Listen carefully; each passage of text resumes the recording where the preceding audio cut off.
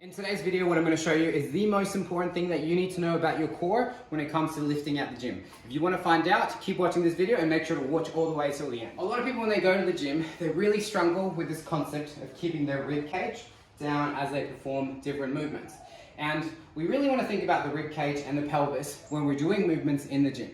One of the reasons for that is, if we don't know how to stabilize this, one, we're going to lose a lot of power with a lot of the movements that we're going to do, and two, we're probably going to be really close to hurting ourselves. So we're going to talk about the example of doing a press to begin with, right? So when we do a press and we bring those arms overhead, a lot of the time, if you don't know how to organize your body, meaning making sure that you keep your pelvis tucked underneath you, keep those rib cage down, understanding when to breathe, you're going to find that at the top position, you're really going to open everything up. So maybe your chin comes up, maybe your rib cage opens up, and you find that you have this duck butt happening.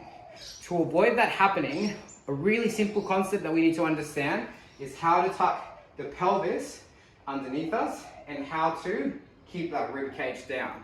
Now, these are concepts that can be really foreign to a lot of people because they've just never really understood how much this midline plays a factor into all the movements that you do. So here are going to be two exercises that I want you to do and I want you to practice and get really good at that are going to help you with that. First exercise that we're going to go to is going to be a glute bridge. So we're just going to go down to the bottom position here on the floor. Hands are going to be on the side and I'm going to lift my hips up towards the sky. Now I'm going to tuck my pelvis underneath me and I'm going to focus on being able to squeeze my glutes.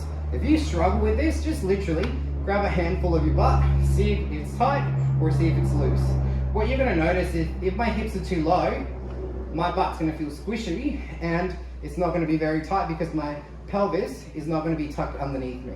So I want to focus on driving my hip as high as I can, squeezing the glutes. This position is what you should feel like when you're doing the top range of motion of a lot of your movements. Now, the opposite that we're going to work on now is going to be keeping the rib cage down. So a really simple drill for this is going to be the dead bug. You're going to be in this position on the floor. What I want you to do here is I want you to keep tension throughout your core as you're performing the movement, but I'm going to ask you to start in a crunch position. If you struggle with your head, bring both hands behind your head. Now you're going to keep the rib cage tucked as you extend one leg down and you come back up.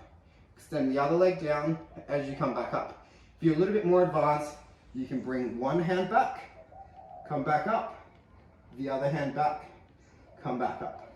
But this concept now is going to be super applicable to you when you're doing other movements. Keep watching this video to find out how it's applicable to you. So now, when I go and do something like a deadlift, what I want to do at the top end range of motion is I really don't want my rib cage to be flaring and open, because if my rib cage is open, then my core is less engaged and I'm putting pressure on my lower back. So now when you're in your top of your deadlift position, you want to be aware of keeping that rib cage down so that you're not flaring your chest and keeping your chin up.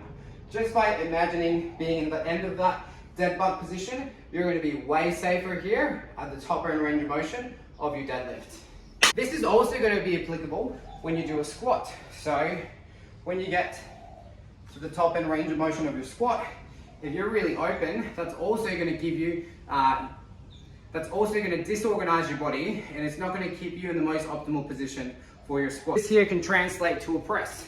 If we do a press and I don't know how to organize myself well, then I'm going to push my hips back, I'm going to open my chest, and I'm going to really bend it from my lower back. So trust me when I say that you need to keep your pelvis tucked underneath you for a lot of movements and you want to keep your rib cage down for a lot of movements to make sure that you are the most organized you can be and you can have a safe training at the gym. Make sure to subscribe to the channel and keep following along for more tips like this.